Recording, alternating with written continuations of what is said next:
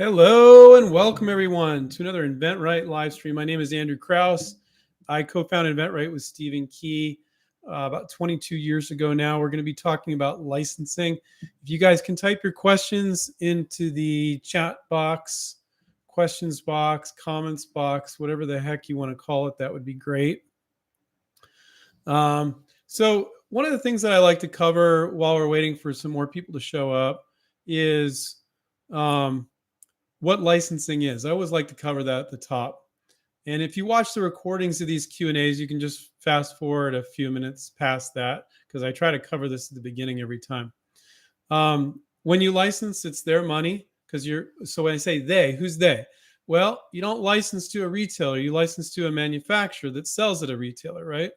So, and that manufacturer or brand, if you will, they have unlimited money for a product that sells well. Usually these large companies, they have lines of credit. And so for a product that sells well, even if they didn't have the cash, they could borrow the money to keep the business, going because your product is selling so well, or they got a bunch of products that are selling really well. So you don't need money. It's their money, not yours. So you don't need to raise money. People go, oh, how can I raise money? Where can I get venture capital, whatever? I'm like, well, when you're licensing, you don't need it. Because that big company that you license it to for royalties, they're going to invest their money. And then they're going to use their workforce. So sales, marketing, manufacturing, advertising. So they've got a machine, and it is quite a machine. I mean, when a company has 50 products, a couple hundred products, maybe 600-700 products, depends on the size of the company. Everybody is doing their job. And so they're very efficient because they have so many products. They have methods for doing all these things. And when you plug your product in, now you are that big company, or your product is that big company's product. So they're handling things very efficiently, and it gives them economies of scale too. If you start your own business, you need an accountant, you need a manufacturing guy and a sales guy. They're very inefficient because they're not handling so many products. Okay. So you're tapping into existing money and existing workforce. You don't need to hire a single employee. And then you're getting paying royalties. So every quarter, every 3 months, I would say 98% of the deals we do, you're getting paid your royalties quarterly, every 3 months. So as they make money, you make money. And what they're doing is the biggest benefit of licensing is tapping into existing distribution. So if they're in 30,000 stores, boom, you're in 30,000 stores. Now, not every single one of their products is in every retailer they're in. I get that. But you can think big, and I kind of joke, you can have delusions of grandeur, and you're not delusional when you're licensing, because for that company to sell 50,000 units, or for that company over there to sell 500,000 units, that's what they do. And then you're getting a royalty on every unit. But for yourself to start a business and sell 500,000 units a year, that's really tough. And I admire people that do it, but it's very, very tough. And so I joke, you can have delusions of grandeur, and you're not delusional, because they're not huge things for these big companies to do, but they would be huge things for you to do if you're on your own. Let's put it that way.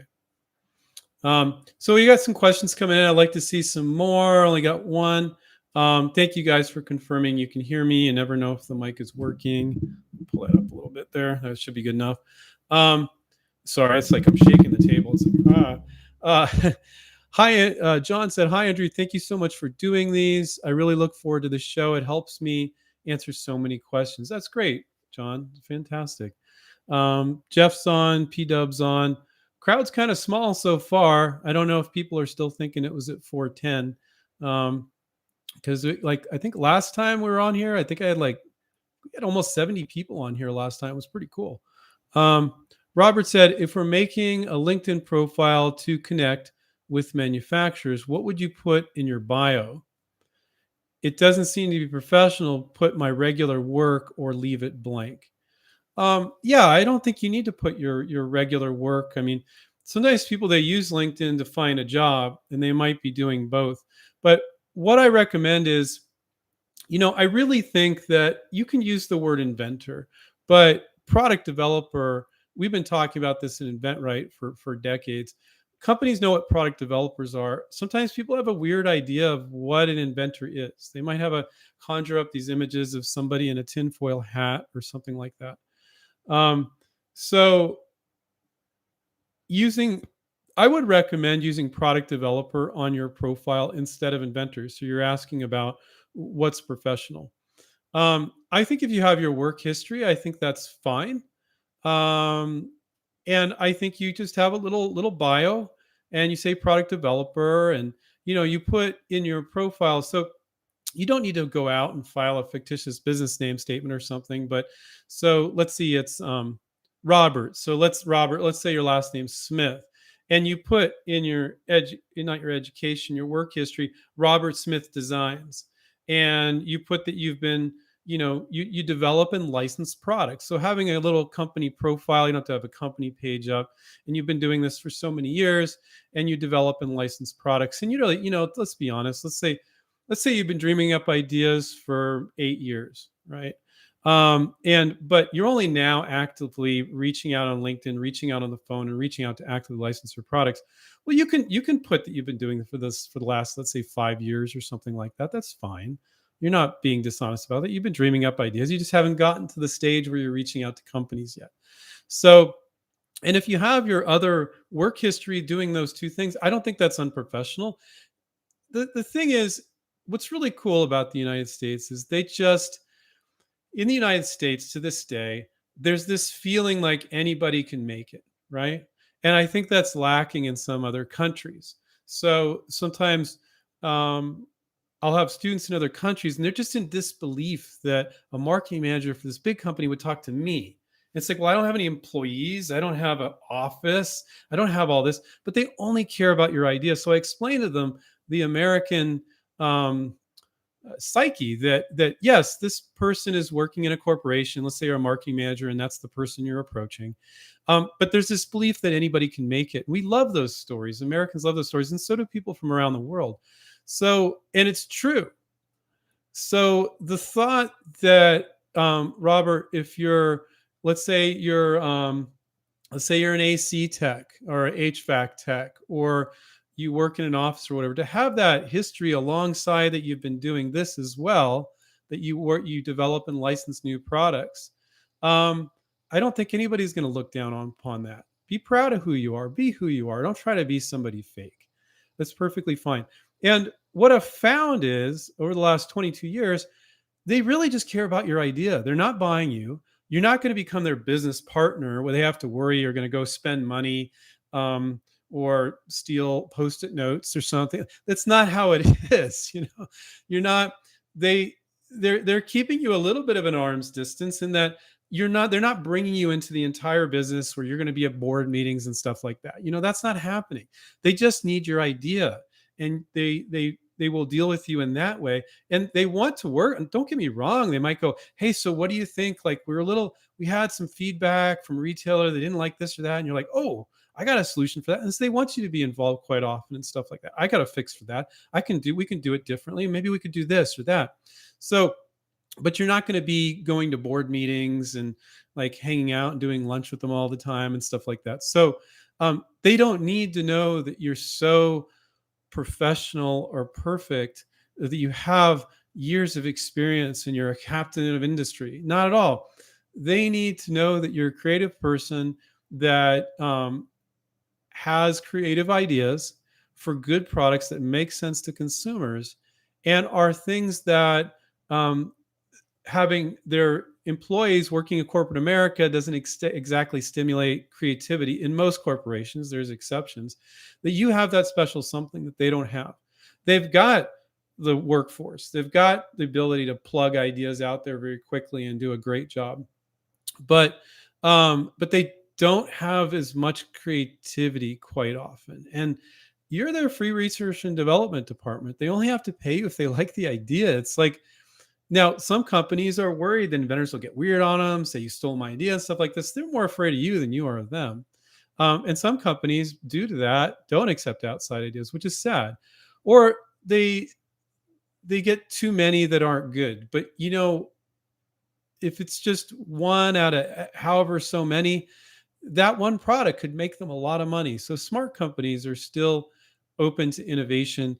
And what I've found over the last 22 years, we're over like kind of ahead of the curve here because we've been doing this for 22 years, is that companies are more were companies as open to outside products as they are now 22 years ago. No, Stephen and I at InventRight, we're the co-founders. We were way ahead of the curve there as far as guiding people to do this. But it's better than ever, and I only see it getting better.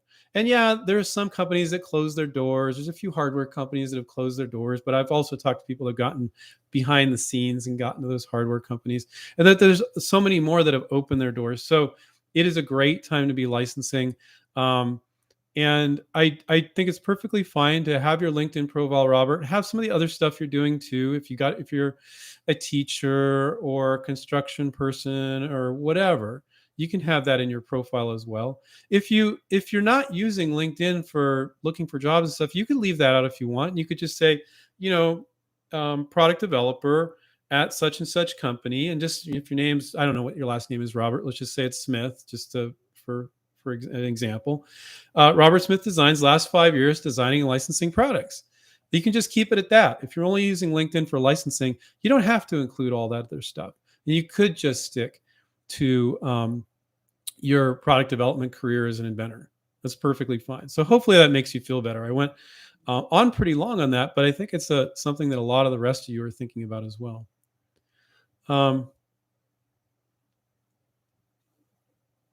Okay. Betley said, "Thank you for this first live one I've caught." Okay, great, welcome. I just found out about InventRight last week, and all the content has been amazing. So that's great. I mean, we have, I don't know, it's coming up. I don't quote me on this. I think it's coming up on somewhere between 600 and 700 YouTube videos. So make sure to check those out. The old ones are just as good as the new ones in a lot of ways. It's a lot of stuff hasn't changed, but we do cover new stuff in newer videos. So thank you. Is that their handle is Betley? So I don't know if I'm pronouncing that right, but thank you for that. P Dub says, is a PPA supposed to? Let me see, it jumped up there. Is a PPA, provisional patent application, is what a PPA is for those of you who know, supposed to be like your dream vision of your product with all the bells and whistles, aka workarounds, improvements, and max features? Yes, absolutely. And it's not, you just have to write a few words or include a new picture. You should include those variations, workarounds, improvements, differences, and it could be the max version with all the features. It might not be the version that you show the company. If you try to show a company in your marketing piece, like it could be these 20 different ways. No, you got to pick a way, and it's like this, and this is how you're going to sell it. But you can cover all those variations, and you might later talk, P-Dub, about those variations. If they're like, well, we really like this, but we're concerned about this, you're like, oh, I've got a solution for that. So yeah, let's see. So Francis says, can you work with two companies with the same project for security of the product to succeed? Possibly, but here's what Francis's question is. I know what he's getting at. Sometimes people think, well, if I license it to 5 companies around the world, I'll make more money than licensing to this one company. But the truth is, the vast majority of the time, you're going to license it to one company. And because they want an exclusive, they want something that other people don't have. And to think you're going to license the exact same product, let's say these eyeglasses, and it has some unique feature, hinge or whatever. And so you're going to license that exact same product to 2 companies selling at the Walmart Vision Center, right?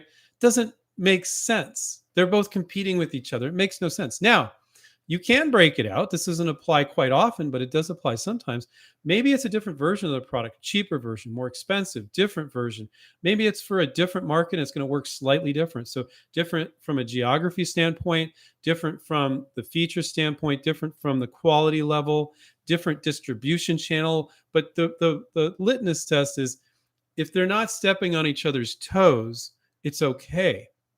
And you shouldn't give them the rights worldwide for all these variations when they just want it for this one area in the United States and for this one market. But you've got some other variation of the invention where it could be sold in at a different place, and it's not going to hurt them. Okay.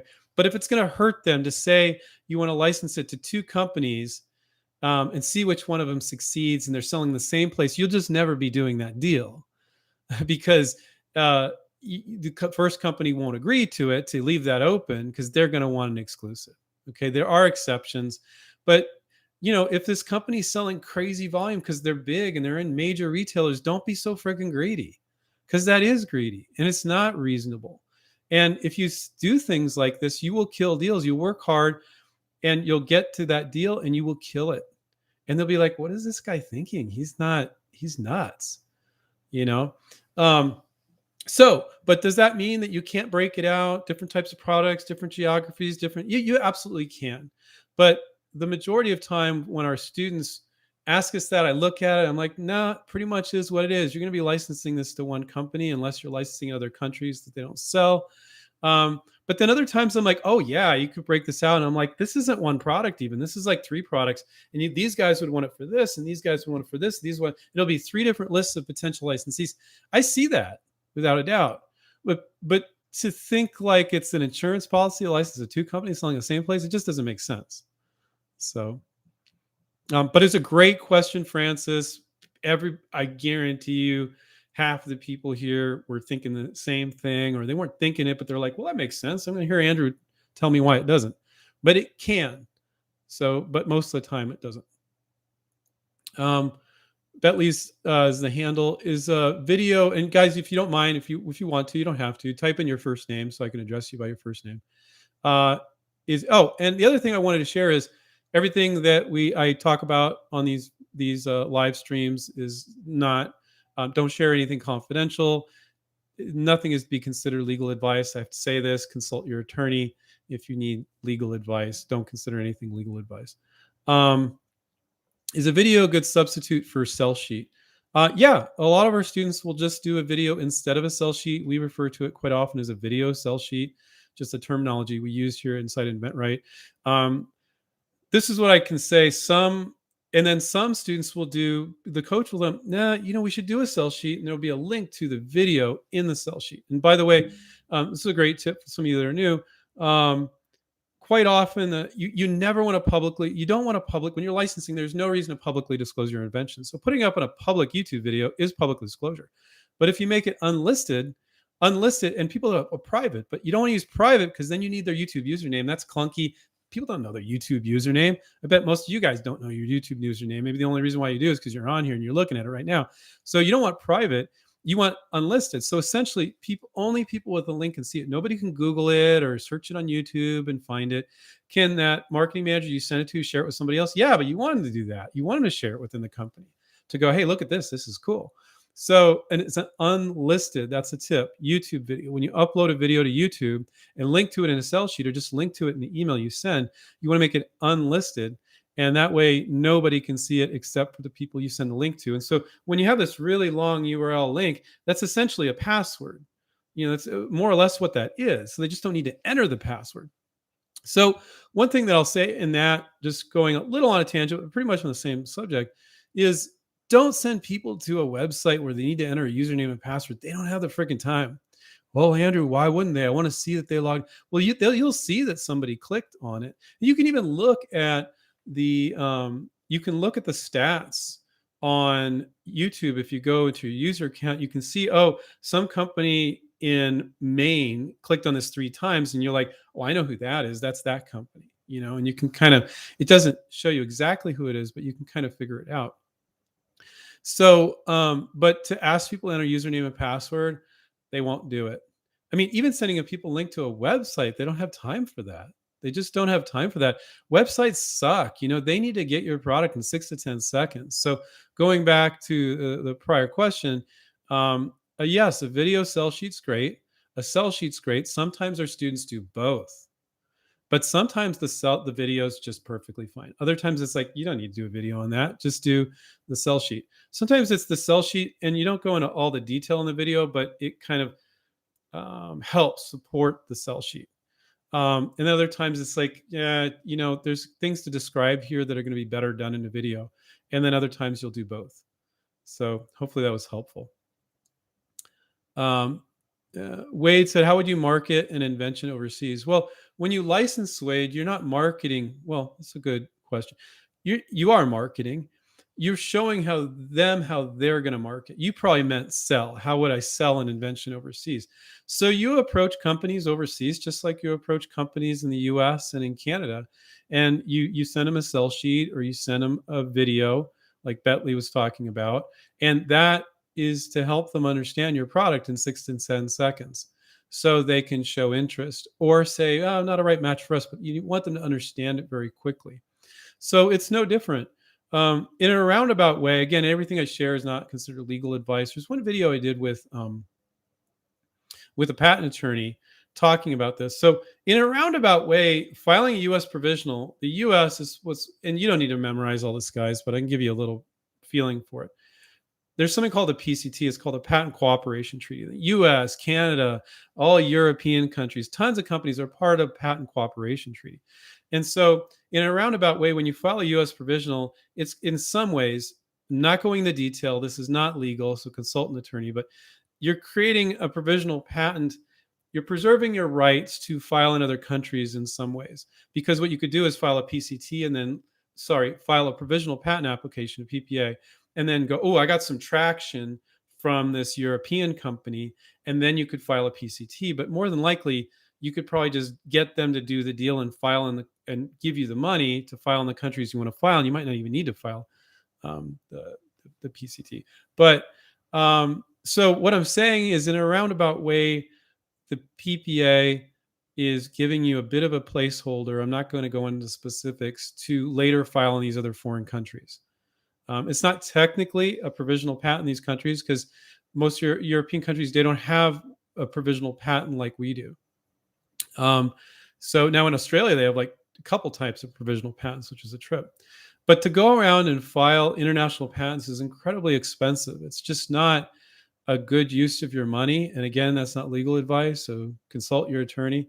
But you and we have way less deals our students do with European companies that are just in Europe. Now, I consider a European company that's huge in the US to be like an American company because they're big in the US market. So they're used to American standards and things like that. And the American provisional patent is important to them, maybe not, because they want to file a patent in the US. And they might even say, like, we sell 80% of our product in the US, only 20% in Europe. We want the royalty. We want to pay you a royalty to license it in Europe too, but we're not even going to bother with patents there because, it's just not, we're not going to file patents on every product we work on. And that trips people out, but they want to file a US patent because it's a bigger market for them. Now, it might be the other way around. They sell only 20% in the US and 80% in Europe. Usually it's more in the US. But so it's to market your invention overseas, you approach them with a sell sheet, which is a one-page advertisement for your product, or a video sell sheet, just like you do anywhere else. And you'd want to file a provisional patent application, and you want to see if there's interest. But I'll tell you, you're less likely to get interest from a company that's exclusively in Europe than a company that's in Europe and the US or just the US. Way less likely. But that doesn't mean you don't try. Now, like, we have a lot of our inventRight students are in Europe. And the ones that I get to talk to, I always tell them, they're like, well, I'm going to be submitting here in England, right? I'm like, well, yeah, but you would never want to limit yourself to England. England's still a little old school. It's gotten a little bit better. But some of those, remember earlier I talked about how Americans, we believe that anybody, the little guy, person doesn't have a college education, the little guy can make it. And that's the marketing managers in the companies here. It's part of their psyche. So they're not analyzing your LinkedIn going, oh, this guy's an HVAC tech. He came up with this product. I wouldn't deal with him. He's not a professional inventor, or he's not a company. But some of the European countries still to this day, the people, they're like, who are you? You're an individual? What? You don't get that as much. And it's gotten actually much better in England, but it's still pretty bad in Australia. And Australia is the most creative in the world. So I go, don't just focus on your home country. They're like, yeah. It's a big country, but it's not that many people in Australia. So you wouldn't want to limit yourself to that market. And you wouldn't want to limit yourself if you're in a particular European country to companies that are just selling in that country. Now, if that's the only deal you can get on the table, I would go for it. But and again, I consider European companies or Asian companies that are really big in the US and have huge distribution offices, headquarters there. I consider them to be American companies because there's Americans working there and there's really no difference. And then when you're doing the deal, you ask them what their intentions are. They're like, no, we're just doing this for the US market. We're not going to bother with Europe. Or, oh yeah, we're going to put it in Europe too. And don't think that they have to file patents to want to sell it there. It's not true because a lot of companies sell products and they don't have patents on them. Uh, and Anil Bani, I think is the name.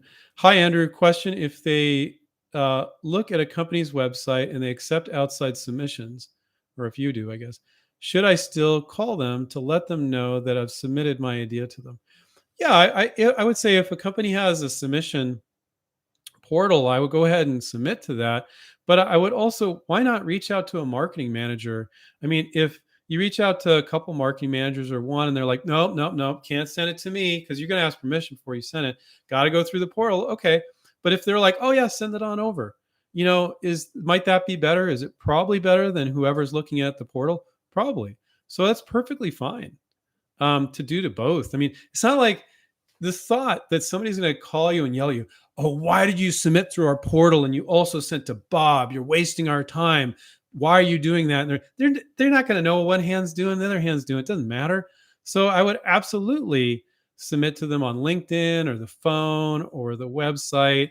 And they might say when you call them, no, you got to submit through the website, and just say, okay, and you take an opportunity.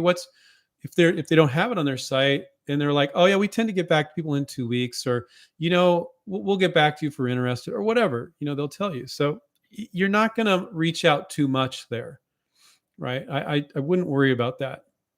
I would worry about not reaching out enough. So and I think I said this on the last Q&A. There is a ton of companies out there that are open to ideas. Most of them don't have anything on their website. If you just go looking for companies that have something on their website, a portal or inventor submit here, now you're lumped in with all those people. I would still do that. I see no harm in it, providing whatever they wrote was for the agreement to submit. You don't want, if it says something like, by submitting, you're agreeing, we'll pay you $2,000 and never a cent more for your idea. Well, don't freaking submit to them. And you'll see some of those weird ones sometimes, or we will own your idea. You'll see a few of those. And to me, I'll still get some students calling and going, what do you think, Andrew? I'm like, what is there to think about? They just said they think they're, now you can't really do that if you ask me, but it says they're going to own your idea if you send it to them. Is there anything more to think about? Why are we even talking? Yeah, because you don't. And you know why? Because they're really upset because they really like the company and they're really disappointed and they just want to double check. But just use common sense and just move on to the other ones. Now, it's the reason why some people get upset about that is because most of the inventors that are working on their projects, and most inventors are never reaching out to a single person ever. But the ones that you've been watching your show, you're reaching out, and you're not reaching out to 20 or 30, you're reaching out to 2 or 3. So then one of your 3 said that, and you're getting all upset because now you got only 2/3 of a chance to even send to somebody. But you got to reach out to more companies, guys. Inventors never reach out to enough companies. So,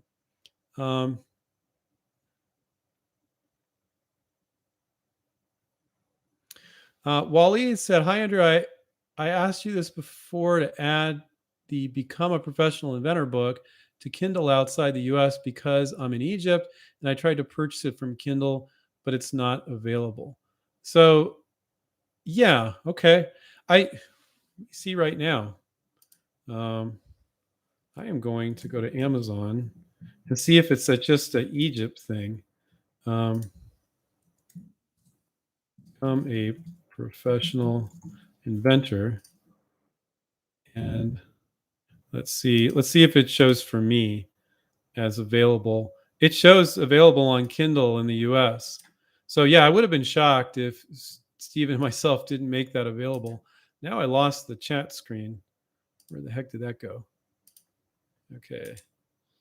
All right. Sorry, guys. Oh, there we go. Here it is.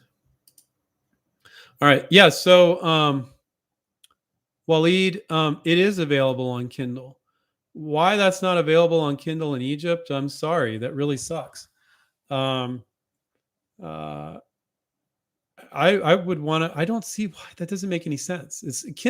Kindle is a perfect medium for being available around the world. So I'm going to drop my partner Stephen Key an email and say I have an inventor in Egypt and he wants to buy a professional inventor. It's available on Kindle in the U.S., which and best way people internationally can buy books because it's a pain in a lot of countries to get books mailed. I know it's just get on Kindle, and he says not on Kindle.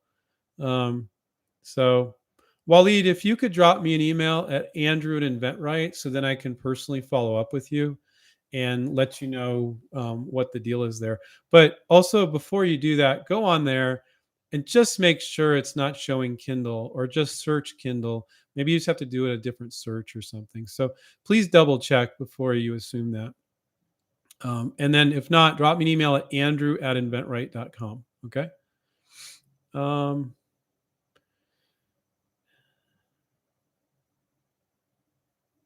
Okay. Uh, hey Andrew, J Bell here. What's the quickest you've seen in the average time for a newly licensed product to get on the shelves? So I would say the quickest is usually those DRTV guys, the infomercial guys. Um, the quickest I've seen, the average so I'm going to talk about the negotiation time and then also how quickly it gets on the shelves. I'm going to answer both. So most negotiations, which means when you initially get interest to signing the contract with our students, usually from that time you get interest, it goes on for about a month to 2.5 months. I would err more on the side of a month and a half to 2 months. Um, People are like, oh, why they're interested? Why don't they just sign? Well, they need to go get some quotes in China for manufacturing. Sally's on vacation. They need to get together. They only have a meeting every 2 weeks. There's a lot of reasons why it takes, I would say, on average, a month to 2.5 months. And we have some brutal deals we've seen where they just dragged and dragged and dragged, and it went like 10 months. And or I have some students that have done deals where the company they kind of put on hold a little bit, and it was like a year and a half, 2 years. That's very unusual, but the company's still interested, and they just said we got to put a hold on it. We're still interested, and really at that point, you should just shop it out to everybody else.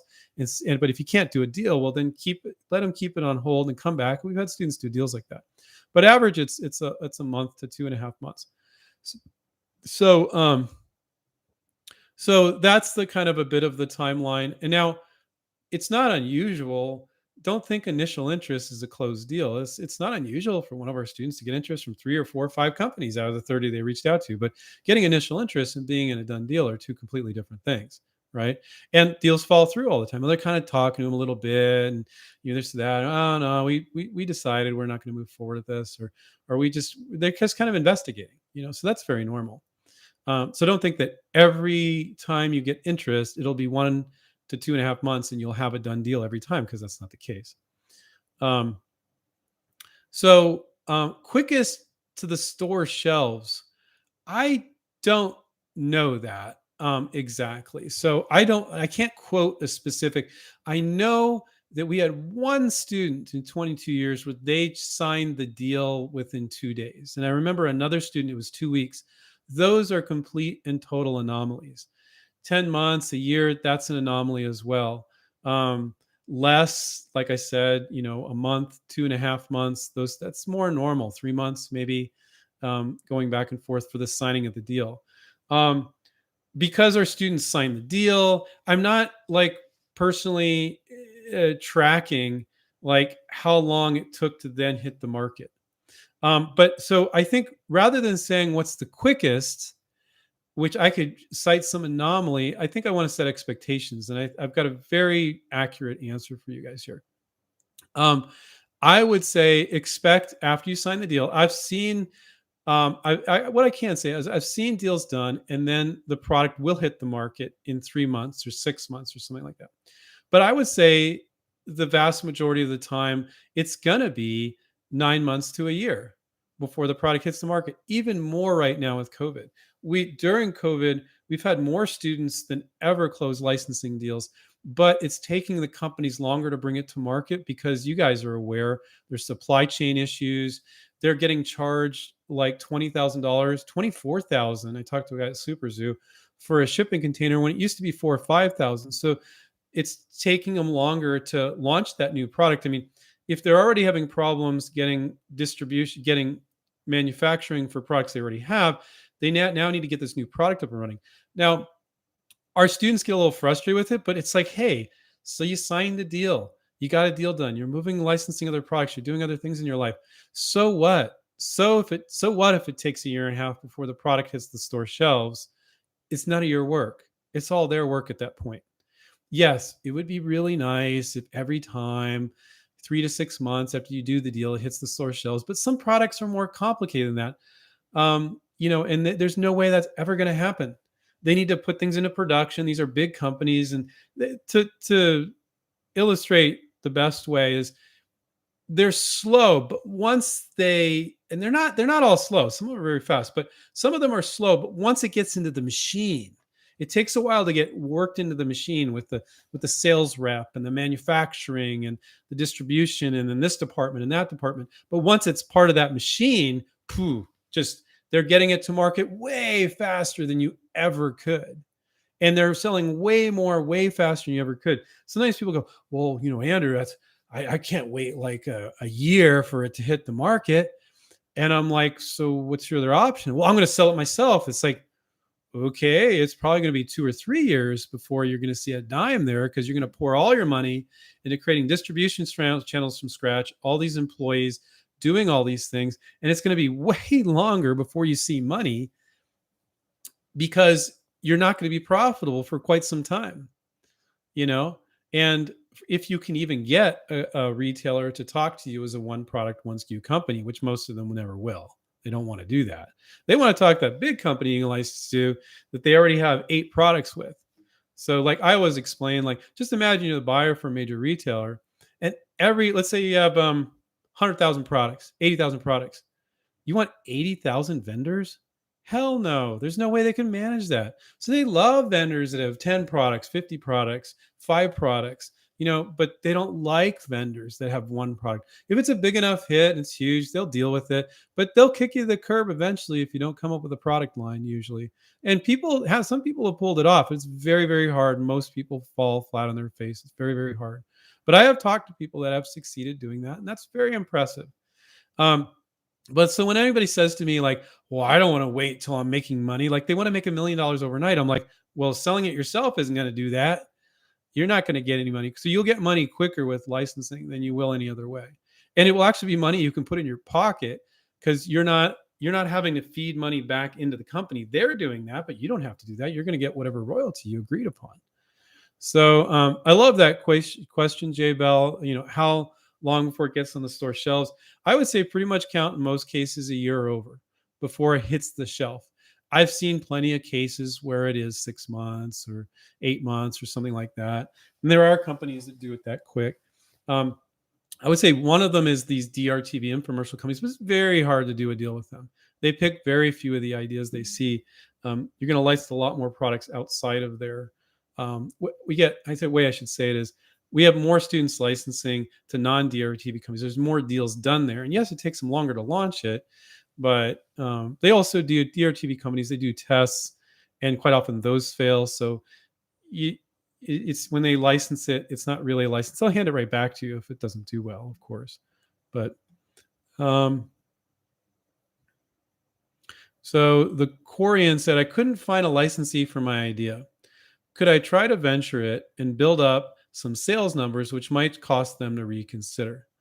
So, yeah, when you say you couldn't find the licensee, I think what you're saying is you made a list, you reached out to them, but nobody showed interest. I'm going to assume that's the case. And yes, you could do that, or you could go, what's my business model? Am I going to mortgage my house and home? Am I going to spend all my money to create tooling and manufacture this? I talked to an inventor that did that. I met him at the Super Zoo, and he had tried to license his product. He wasn't successful. And he then decided to make it and sell it himself. It's been years and years has passed. He's like, Andrew, this has been so painful. And now he was at Super Zoo wanting to license it. And he got a beautiful product, and there's some benefit in having a beautiful product. The physical product that he was selling, almost none. He wasn't selling any of them, or very few. And that manufacturer could look, oh, you worked out some of the manufacturing, but the product wasn't that complicated. I think the manufacturer could have worked that out. So, but they will now, if he says, I've been trying to sell this for all these years, and they say, what are your sales? And he says, oh, I sold 1,000 units or 2,000 units. I ain't impressing anybody. That could hurt you rather than help you, actually.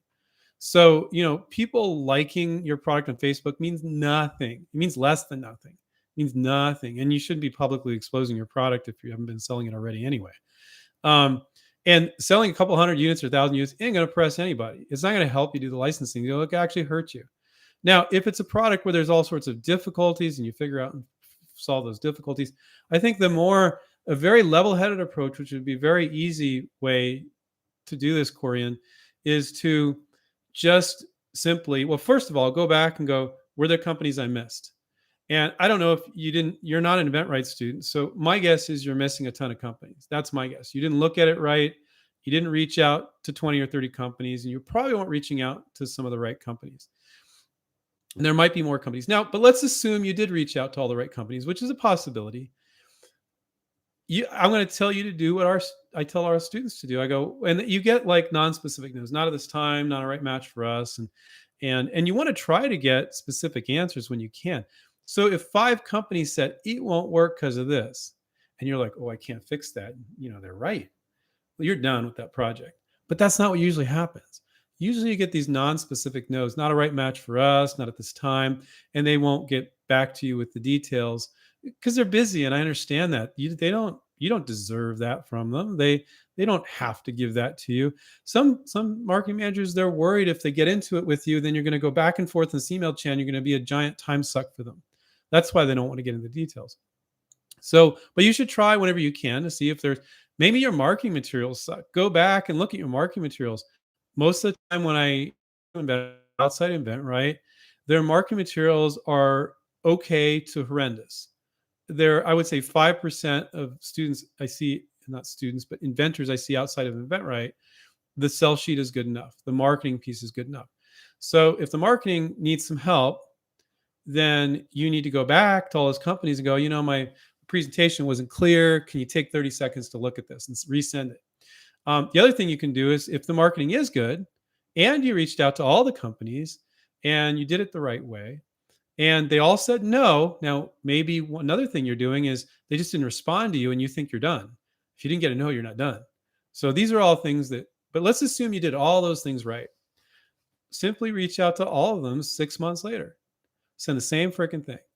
You don't need to say, I sent this to you before, blah, blah, blah. Just send it. I get students license stuff all the time that way.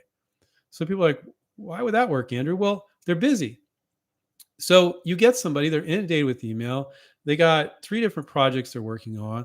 They looked at it real quick, or they didn't because they're so busy, but they looked at it real quick, let's say, and they're like, oh, this is interesting. I don't have time for this. Moving on. Didn't even reply to you. Or maybe they replied to you, not a right match, not this time, or something like that. Usually not a right match. And you reach out to those same 30 companies, and you're going to hit maybe a marketing manager or 2, where now this next time, 6 months later, most inventors never do this. 6 months later, their manager just said 2 weeks earlier, we need new products. Okay. And now you hit them. Just luck kind of timing. It's not luck because you bothered to reach out when almost no other inventor would ever do that. You're like, well, I got to know. Why would I do that? Now, if they say no, and here's why, and you can't fix that, then you're done. But if it don't resend to those, but most of them give you non-specific no's. So there is a huge tip for all of you that every single one of you can benefit from. And most of you would never try. So then what you could do is not go, well, now I'm going to mortgage my house and home. I'm going to work weekends, not spend time with my kids, do all this stuff to now try to sell this product myself. And you'll probably be where most inventors are, with a garage full of stuff. And you just be like, I had no idea it cost this much, because it costs hundreds of thousands of dollars just to get started with sometimes a 20-cent product. You have no idea what it costs to get started. It's crazy. Now, that doesn't mean you couldn't make a few in your garage and have a website nobody visits and put it up on Etsy or something, or put it on eBay, or try to spend tons of time learning how to get something on Amazon, spend a ton of money there, and nobody sees it because you don't know what you're doing there.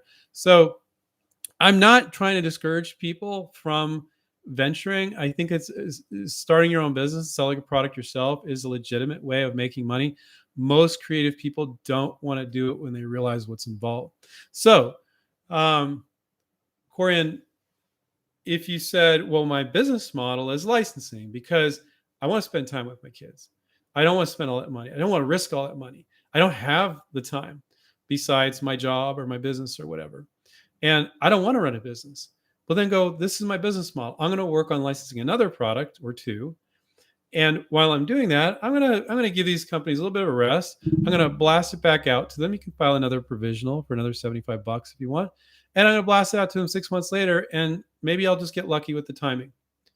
But if you do that 6 months later and your sell sheet still sucks and you're still approaching the wrong companies, well, then that's not a good strategy. So you got to make sure your marketing materials are great. Like I said, 95% of the inventors I talk outside of InventRight, they're either just very okay, which is not good enough, or terrible, or just pretty bad. There's just a lot of stuff wrong. Where if I was a marketing manager, I'd be like, okay, it just looks so unprofessional, or the benefits just aren't clear. They don't have time to go back and forth with you to figure it out. They're not your parents or your grandma or whatever. They don't have time for that. It's business, and they just don't have time for it. And so do the laptop test. Put it in front of somebody you've never shown it to before, and stand behind the computer and look to see if they're confused.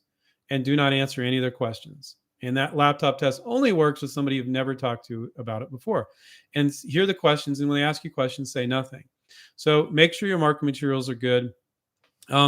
It's very much a one-on-one thing with our students and our coach, their coach, to really analyze the product and figure out where their hit list of companies is. So that's not something I can give you an easy fix on, like with your presentation, just by looking at somebody in the eyes and they're looking on your computer and you're standing behind the computer to see if they're confused and to see if they can state, well, I get it. It does this. Oh, that's cool. Or they're like, does it make this easier? So then they start asking questions, or you just see the confusion on their face, and it took them like 2 minutes. Remember I said they need to get it in 6 to 10 seconds. And it took them like 2 minutes, and they're just sitting here, and you're like, I can't, tell me what you think it is. Tell me what your thoughts are. Just think out loud. And you're like, oh crap, this isn't good enough. In that case, Corian, and this is a great tip for everybody, don't hesitate for a millisecond to fix it and push it back out to all the same companies you sent it to. They won't yell at you. It's okay. Just say, my marketing was off on this. Can you take 10 seconds to tell me if this is something you want to license? I improve my marketing materials. And just say that. So these are great questions, guys. And so Daniel said, if a product is not patentable, can you still get a PPA? So the only people that you can really evaluate if it's patentable is the patent office, whether or not they're going to grant those claims. So you'll see what I'm getting at here. Maybe you had a patent attorney. I've talked to inventors with patent attorneys that says it's not patentable. And I looked at it and I'm like, bullshit. It's totally patentable. What about this? What about that? And then maybe the inventor didn't share enough with the attorney where they made that assumption. So with the provisional patent application, you write it yourself. You can have an attorney write it too, but we have software called Smart IP. It helps our students and non-students write provisional patents. And it's $75. Okay. And so there is legally nothing wrong with filing the patent and saying, this is what I'm going to try to get. And you're talking about the hinge. You're talking about how it moves. You're talking about this or that. And some of it may be a stretch. There's nothing legally wrong with filing for a provisional patent, because a provisional patent is not a patent. It's just a placeholder. It's a bookmark in time saying, this is what I'm going to try to get. So if I later file a full utility patent, I can reference and get that priority date, right? So it's fully and totally okay to file a provision going, I think I can get this. and you're like, I don't know, but I think I get this. And you can legally say on your sell sheet, patent pending. You don't have to say provisional patent pending. You can say patent pending. Gives that perceived protection of, it's perceived protection. It's not actual protection because a provisional patent and attorneys, there's a reason why it's PPA, provisional patent application. And attorneys are right when they're very anal about this and they say it's not a provisional patent, it's a provisional patent application. But you can legally say patent pending. So absolutely, you can file a provisional patent on something that, because all patents are up to interpretation. And it's the patent office's job to determine if they're going to give you any sort of claims on any part of it.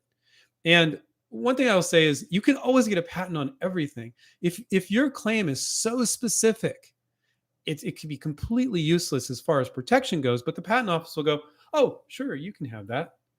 And this is not a good example because you don't patent colors, but if you said it's a purple pencil with pink polka dots, exactly 2.5 millimeters in diameter, and this is what I'm going to get a patent on, and it's not a realistic example, but and well, what if they make it 2.6 millimeters in diameter? What if they make it a different color? So and you don't patent colors, but I'm just giving you the example that if you're so specific in what you're protecting, your patent is useless, but they will give it to you. So you can always get a useless patent on something.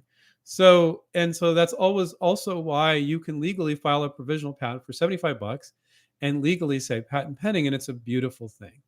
It really is. So I love that. I think I'm doing a good job of providing really good answers to your questions because you guys are asking great questions, and I love that they're benefiting everybody and not just the person asking them, because I guarantee you that a lot of these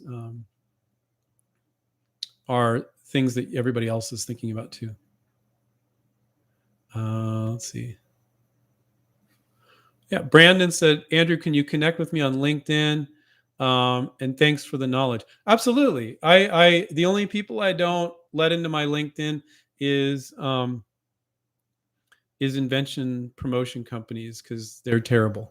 But everybody else, any inventor, anybody that I will add you to my LinkedIn network, which is the same approach you guys should take. You want to really build your network because then the more people you have, all their connections are now all your secondary connections. So, Brandon, if you invite me, I will add you, and that goes as far as all of you guys as well.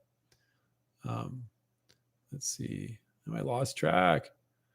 Oh.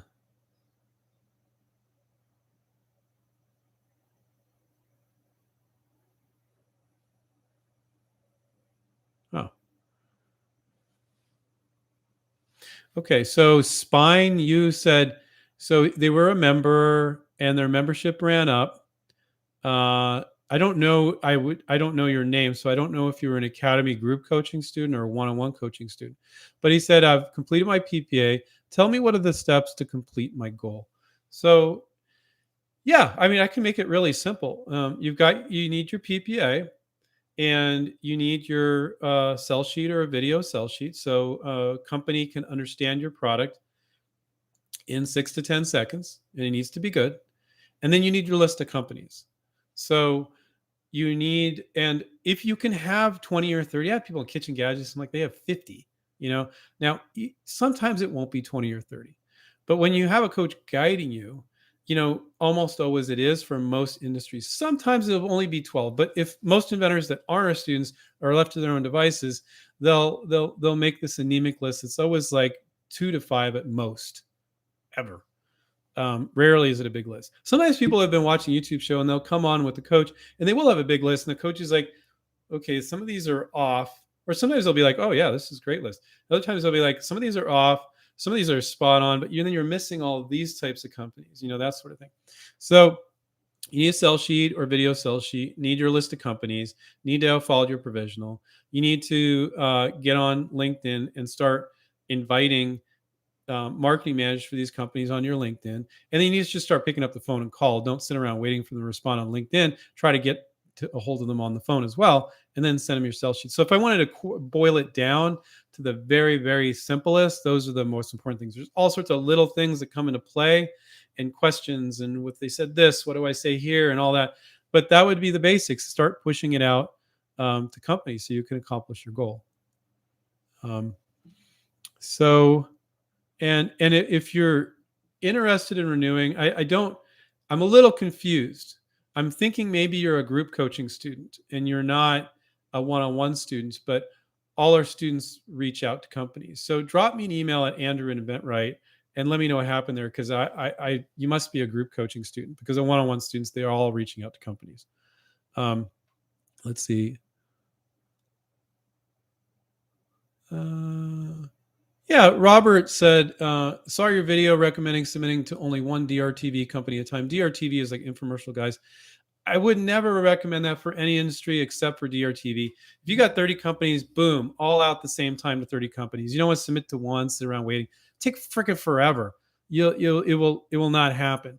But with the DRTV, they're really weird. They're like, oh, who'd you show it to over there and over there? And because they're notorious for knocking each other off, some of them, not all of them, of course. So I that what I'm saying is they really like it when you do one at a time. And there are really only 5 or 6 major DRTV companies. The other ones are just kind of feeder companies. They like find people, they maybe test a little bit, then they try to resell the license to the bigger DV company. So it's a practical approach. It'll work for DRTV because there's so few of them. And the reason why is they want something so unique nobody else has seen. And so I would put your top choice as your first one and go from there. They don't always ask. Most of the time they don't. But and that's only for DRTV guys. Guys, do not do one at a time. Shotgun blast, do them all. So that was a good question. Thank you, Robert. We got just maybe for one or two more.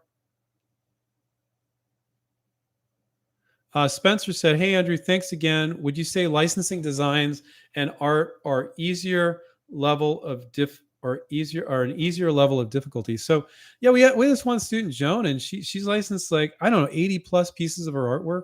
So it's a little bit different there. So she's licensing her artwork to then go on companies' products. So she's observing products that have nice artwork, and then she's approaching them and saying, I would like to license you my artwork to put on the product. So, it's like screen printed on there, or it's printed on there, something like that.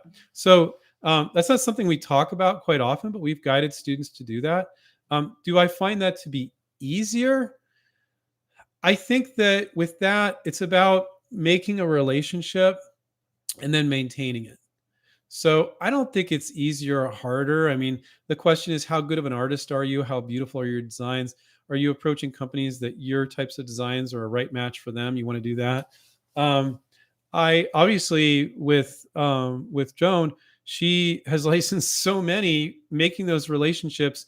She just keeps showing them more and more and more, and then she tries to add to her list of ones that are like, yeah, we want designs to put on our products. And some of those are because it's like a product and then there's 5 SKUs. So a SKU is a stop keeping unit. So it might be the same product, but 5 different colors or 5 different designs. So one of the reasons why she's done so many, I'm sure it's probably way over 80 at this point, is because it might be one product with 5 designs. But she's licensed 5 different designs. She gets paid on every one. So I wouldn't say that we have massive amounts of students doing that, but it's totally doable. And most of you listening probably aren't trying to license your artwork for use on products. I think it's a great thing to do, and I don't think it's very, very difficult. Now, if you think, if you just like with inventions, if you think you're a great artist but your artwork isn't really good, or it's so specific that you don't have a bunch of companies where it would be a right match for their types of products, well, then you might feel like it's harder. Where Joan has these beautiful designs and she matches them up perfectly with the right companies, and she's like, oh no, it's not that hard, Andrew. I make these relationships, I keep them showing new designs, it's fun. So I think your level of difficulty might have to do with how well you're doing that sort of thing. So, but that was an interesting question.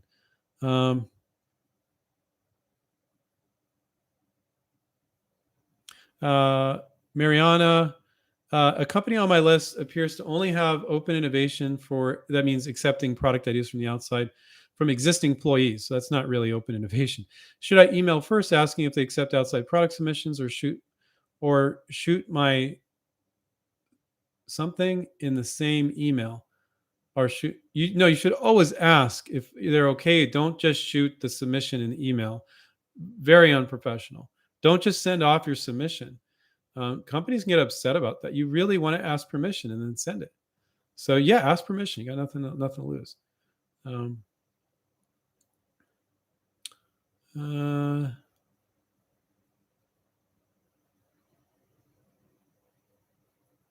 okay, Inventor Steve. Hi Andrew. Thanks for doing these. I've watched over 20. Oh wow, that's great. Over 20 of the live Q and A's, or I wonder 20 of your YouTube videos. I think I've done over 20, so that's great. Can you advise regarding renewable energy devices? Um, what I can say is, and I'm not talking about you, Steve, but I might be. I don't know. I don't know if we've talked before or what your inventions are. A percentage of energy inventors are nut jobs. Um, when I get a guy, I think I've talked about this before on the YouTube show. So you guys need to know this. So you have some energy related invention. Realize that the marketing managers for companies doing these types of products have probably been approached by nutty people. So, an inventor saying, I've talked to my fair share of them. Well, I have this device I've created. I can make, usually they didn't really do it, but I can make a car run on a liter of gas for a year, you know? When I get people that talk to me like that, I ask them what their background is, and I just start breaking it down. And I just try to, because I don't want somebody that's wacky as an InventRight student. I don't need somebody that's delusional and thinks the government's after them, or it's more positive, but thinks they have a device that, we won't need oil anymore, instantly overnight.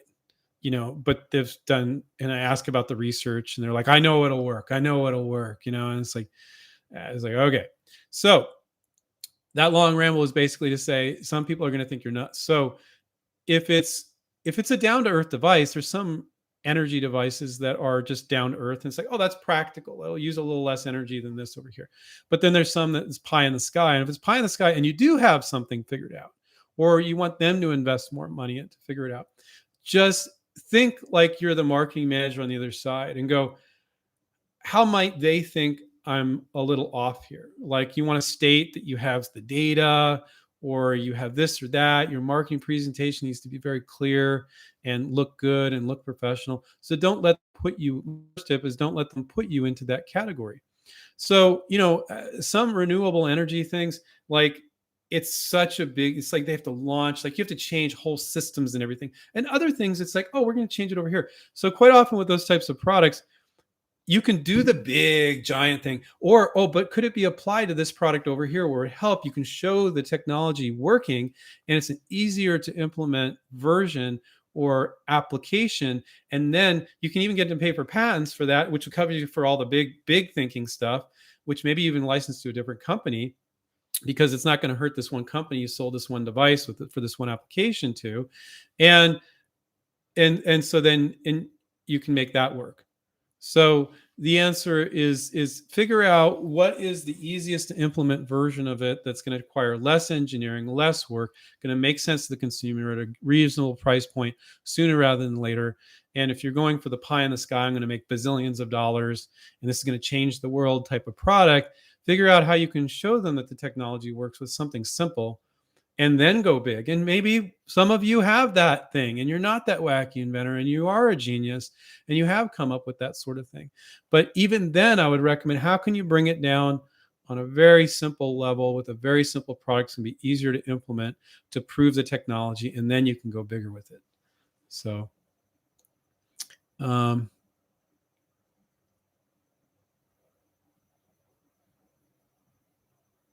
yeah, well, I'm sorry. I didn't see you typed four more things there, Steve. So hopefully you're not one of those wacky ones. Notice there are 100 potentially similar paths. Looks like you've done a lot of research. Extend the range. So the question is, do you have a real invention, or do you just have a concept? And how technically capable of you are of figuring this out? So is a concept required? I do only have theory, drawings, and links to existing tech. That's tough. So you might be just this kind of creative guy. You're good at doing research, but this isn't your area of expertise. So you have a theory, drawings, and links to existing text. So if you can say, well, that works over there, and this is how I changed it, then you're a true inventor. And we're just going to change it like this. And you're fairly certain that it would work, or they would be. But if they're like, if it's going to take hundreds of thousands or millions of dollars for them to research to prove, or you can't prove it, then that's a really difficult project, you know. But I'm not going to tell you shouldn't work on it. It doesn't sound like you're one of the wacky ones. Um, but that's one area that, man, some people think like, oh, Andrew, you like your business, you coach and mentor inventors, you must get a lot of crazy people. No, we scare people away with shows like this because we're talking about all this practical, boring stuff that's going to help you get your product licensed. And the people that think they are brilliant and have the $1 billion idea and they want to make $1 billion overnight with no effort, they're not attracted to us. And I love it because they don't call us. But a few slip through the cracks, definitely. But I love that our YouTube show is a filter for people that really have a work ethic and want to do some work. And yeah, licensing's like 1,000th the amount of work as starting your own business and selling it, but it's still work. It's that, and we break it down such a simple level. You don't need to, you can spend 2 to 6 hours a week. You can license products. You don't need to mortgage your house and home. And those are all great, but it's not, oh, I have an idea and I'll just listen to one InventRight Q&A with Andrew, and now I know how to license my product. You know, and even when you know the basics of what to do, you got to put the work in every week.